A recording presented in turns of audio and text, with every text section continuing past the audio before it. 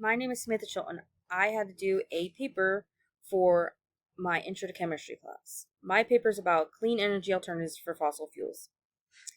Chemistry and renewable energy go hand in hand. Renewable energy is a type of energy that never runs out and holds immense potential for a sustainable and hopeful future. It encompasses a variety of sources, including solar, wind, hydroelectric, and bioelectric, which means using organic materials to produce energy. Additionally, tidal energy harnesses the power of the ocean's tides, providing a promising and optimistic outlook for our energy needs versus dirty energy, like fossil fuels. Renewable energy is very influential in helping combat climate issues such as greenhouse gas emissions, creating a hole in the atmosphere. It also helps slow glaciers in Antarctica from melting and the sea levels rising.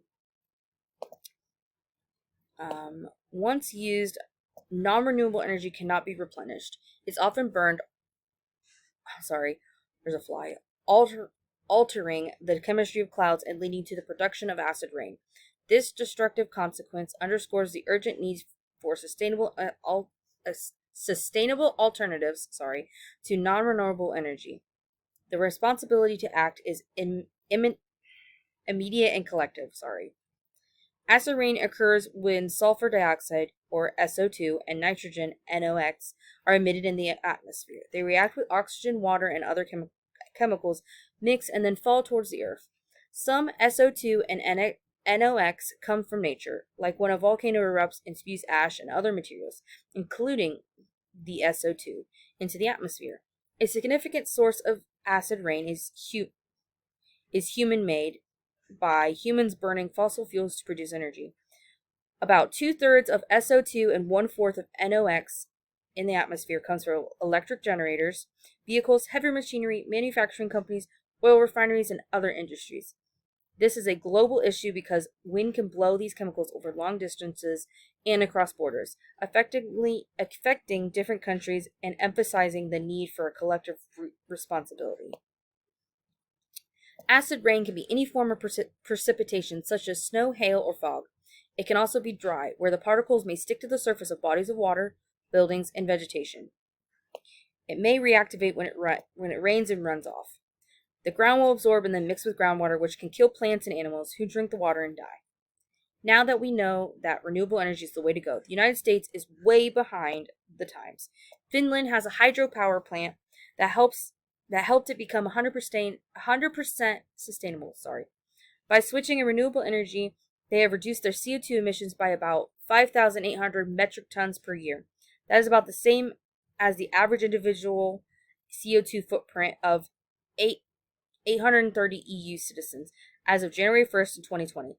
Now in Cartagena, Spain, there's a company, Sabix polycarbonate facility using solar energy. This year, they are on their way to having the most extensive chemical production facility entirely run by renewable energy.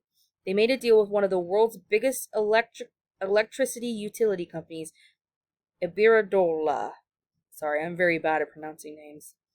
They may plan on constructing a 100-megawatt solar photovoltaic facility with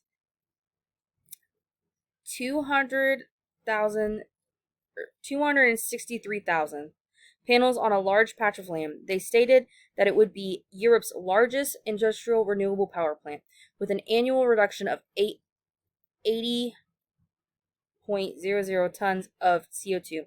There are just some of the ways that the United States may need to rethink the future of fuel and energy because we are behind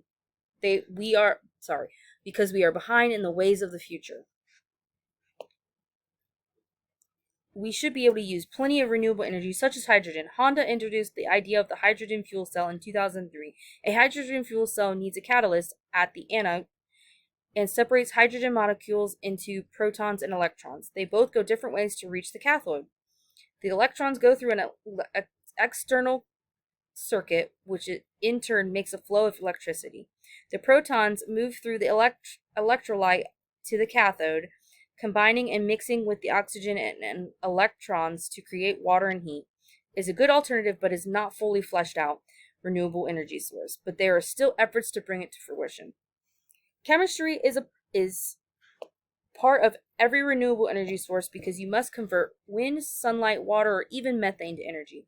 Methane is collected in an anaerobic digester, which works when microorganisms break down organic matter like animal manure, food waste, or wastewater biosolids without introducing oxygen.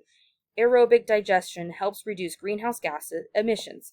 There is a methane capture farm in England where they cover the manure and then the methane is purified and they sell it for energy.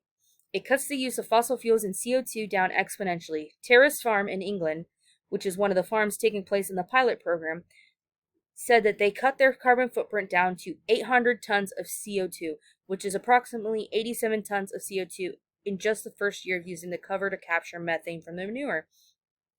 Some landfills will Some landfills have also done this.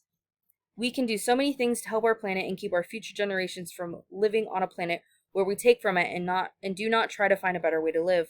A lot of chemicals come from the earth. If we don't have a planet, we won't have chemistry. We must all come together to live a happier, healthier life on a happier, healthier planet. That was my paper on clean alternatives for fossil fuels. I hope you enjoyed it, and thank you for taking the time to listen to it.